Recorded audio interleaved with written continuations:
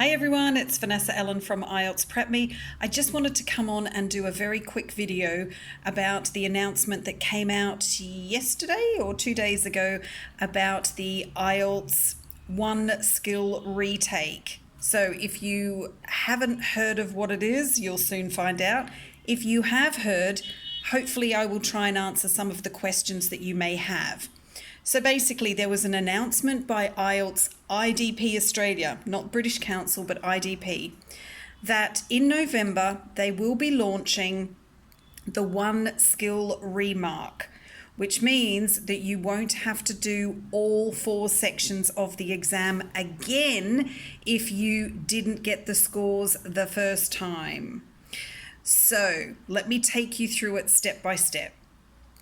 IELTS or IDP have clearly listened to the test takers, and it's something that I and many other tutors out there have been saying for years, that students should be allowed just to retake one skill, one module, rather than all 4 if they don't get their initial scores the first time. So this is what they're doing. If you take the exam and let's say you get your scores in listening, reading, writing, but you don't get your speaking score, then they will allow you to retake the speaking module only. You do not have to retake all 4 skills. Woohoo! That's great news. In terms of cost, we don't know how much it's going to be, but logically it should be less than all 4 skills. Is it here in Egypt? Is it in India? Is it in China? Is it in other countries? No. Listen clearly. It is not available in any other country except Australia at the moment. And it's not available in all test centres in Australia. It is available only in the capital cities and in some test centres. So they're choosing select test centres where they will be rolling out this new update. It's basically a trial. They're going to try it and see how it works. I'm hoping that if it is successful in Australia, they will then roll it out around the world. But first of all, they need to make sure that it's going to be secure, that immigration, so the Department of Home Affairs and Home Office and immigration departments in the US, in Canada, New Zealand, etc., will accept this new form of retake.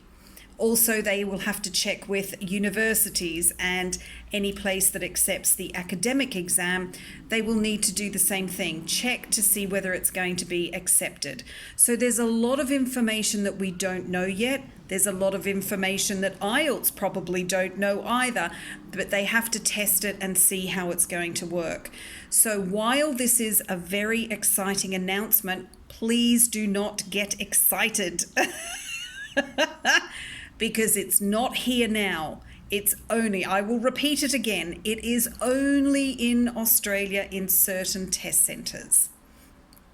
We don't have any other information at this point, but I'm sure once they start the trial and they start to see whether it's working, how it's working, if it's successful, if it's secure, all of these questions, once they are answered, then we will know. They will make a decision. IELTS, British Council and IDP together will make an announcement and decide whether it is going to be launched worldwide.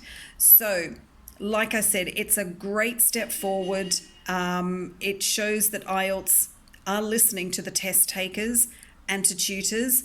So let's hope that they continue to listen and maybe make some other improvements that would make things easier. Not the exam easier necessarily, but just make the process a little bit easier for students. So let's wait and see. I'll keep you posted once I hear anything new, anything else, but it's not starting until November in Australia, so we may not hear about it again for maybe another 6 months, another year. We don't know. We're all guessing at this point, okay? So I only know as much as I have told you now. So let's wait and see what happens. But good news.